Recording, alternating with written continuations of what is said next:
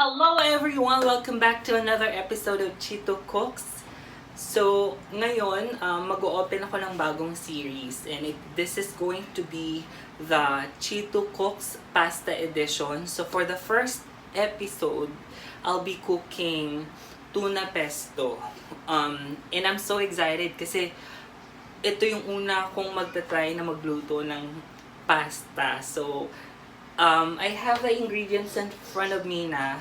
I have, of course, the pasta. Pero I'm not gonna consume everything. I'll just consume 200 grams or 1/4 of this package. I also have olive oil. And then, all-purpose cream. Yan. Vlogging, ganyan. And then, salt and pepper, pang season. And then, since tuna pesto, I have flakes and oil. Century tuna flakes and oil. But this is not sponsored. So, and since ito nga yung una kong gagawa ng pesto at hindi pa ako masyadong sigurado, gagamit ako ng Perfect Pasta Sauce Mix by McCormick. So, sinunod ko lang kung ano yung ingredients na nandito sa likod. So, if you want, you can do the same. Or you can search for kung paano maggawa ng sariling sauce. Pero since hindi pa ako ganun ka-confident, ito yung gagamitin ko. I also have 1/4 cup of mayonnaise here. Hindi siya nakikita, pero white siya. And then, 1 teaspoon of lemon juice. And since this is perfectly served with bread, I'll be cooking bread as well. So, I've already sliced the pasty. So, ito na siya. Tapos, i-fry ko lang siya sa butter. So, I have star margarine. And then, lalagyan ko lang siya ng egg with salt and pepper, of course. So, yun yung una kong gagawin. Yung bread muna, tapos, tsaka yung pesto. So, tara, magsimula na tayo. Let's go! Okay, so mainit na yung pan. So maglalagay na ako ng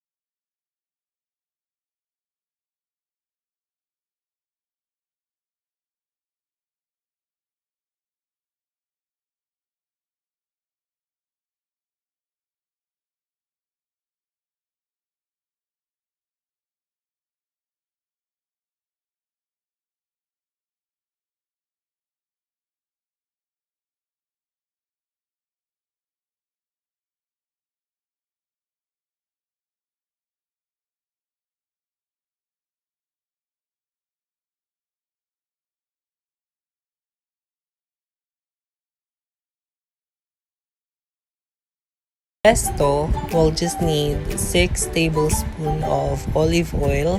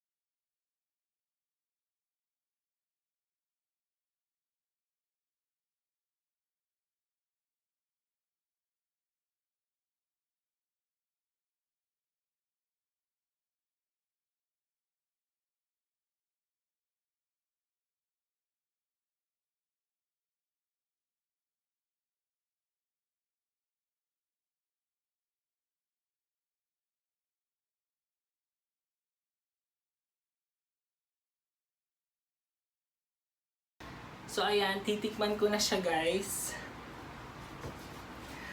So excited.